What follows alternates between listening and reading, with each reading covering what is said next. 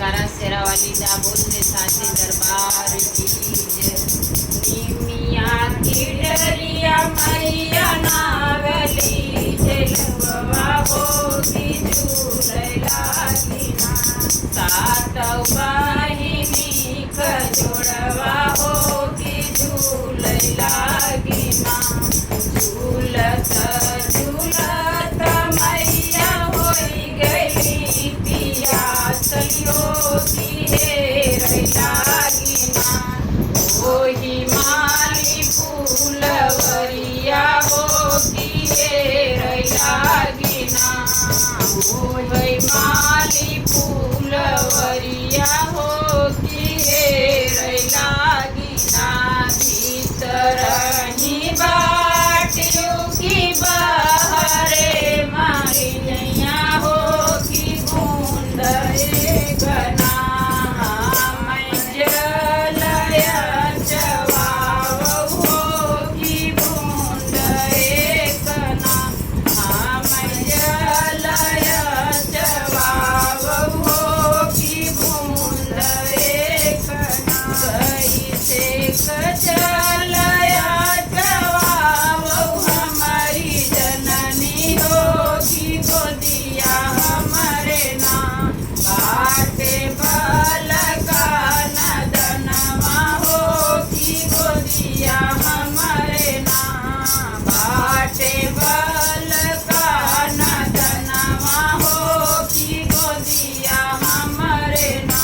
बल का सुताव मालिन पाटे के खटोलवा होगी बूंद गना।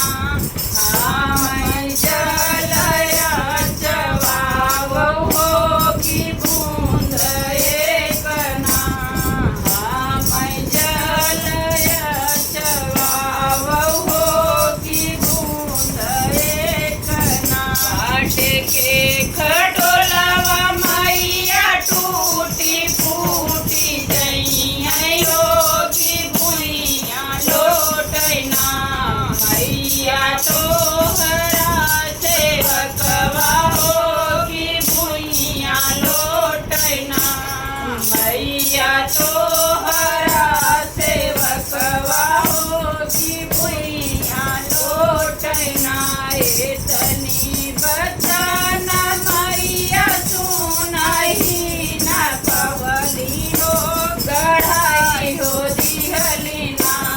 मैया सोन रूप खटोलवा हो गढ़ाई हो दिहलीना। मैया सोन रूप खटोलवा हो गढ़ाई हो दिहलीना। बल का सुताव मालिन सोने के खटोलवा होगी बूंद गना। मैं जलया जवाब होगी बूंद गना। मैं जलया जवाब होगी बूंद गना। बाएं हाथ ली मालिनी रेशम कटोरिया हो दहीने हाथ मना। ली सोने का घड़ी लवा हो दहीने हथवना। ली सोने का घड़ी लवा हो दहीने हथवना। पियहू न मोरी मैया गंगा जल पनिया होगी भरी मुखना। मैं देहु नायसिसवा होगी भरी मुखना। मैं देहु नायसिसवा होगी भरी मुखना। जय सई तू मोरी मालिनी हमके जुड़वायु होगी वैसे मालिनी ना। तोहरी देयवा जुड़ई है होगी वैसे मालिनी ना। तोर पतोहिया